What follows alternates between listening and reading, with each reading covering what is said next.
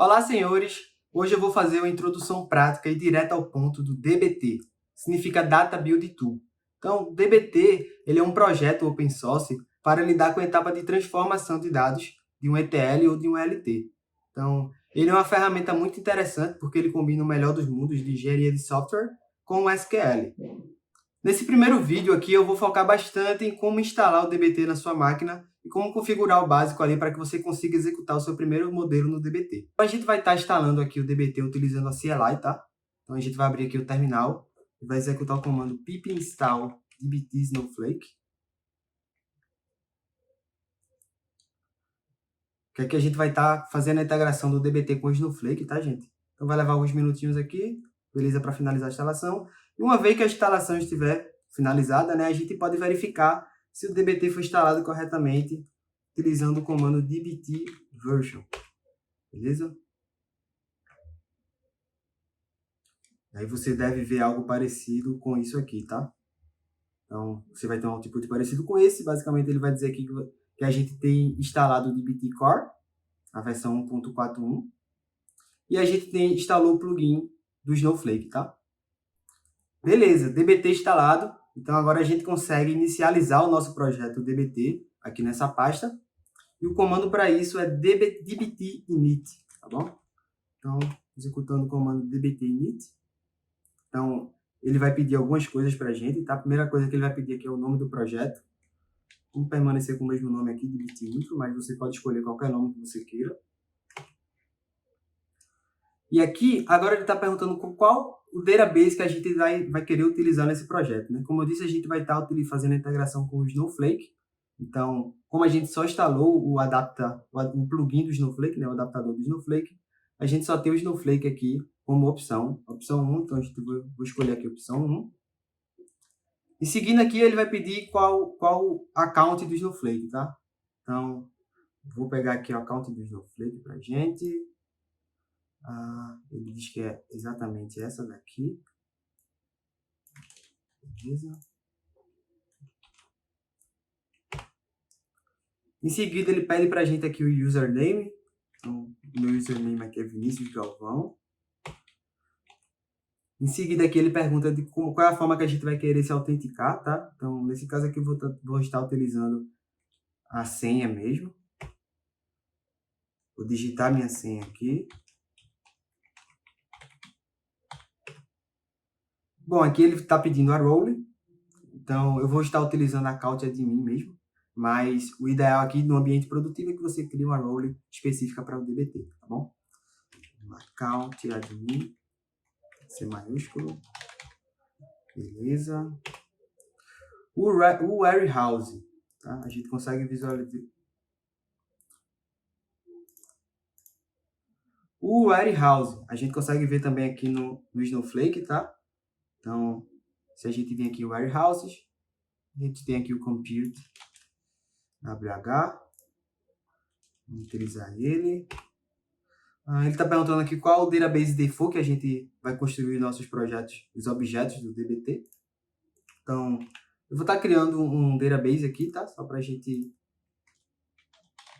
poder criar nossos objetos, nossos modelos. Database dbt intro.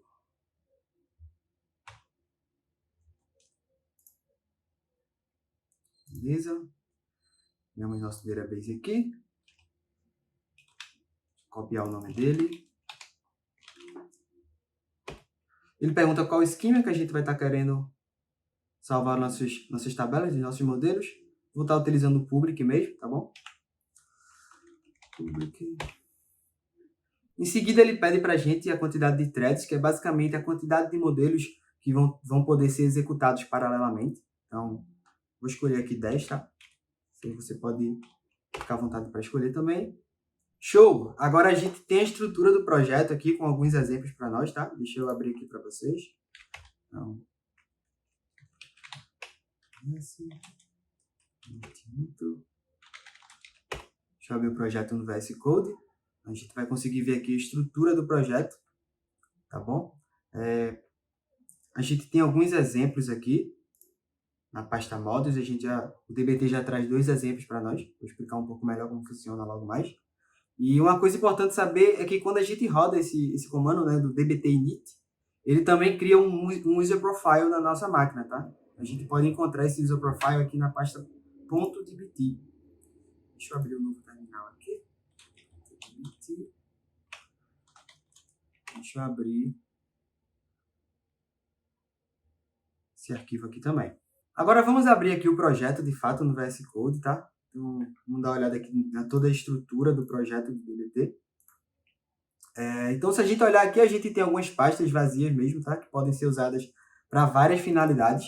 A gente tem a pasta análises, que para os casos de uma query que não se encaixa muito bem ali no conceito de um modelo, é aquela query mais analítica, e a gente pode fazer o versionamento dessas análises aqui também no DBT, utilizando essa pasta, tá bom?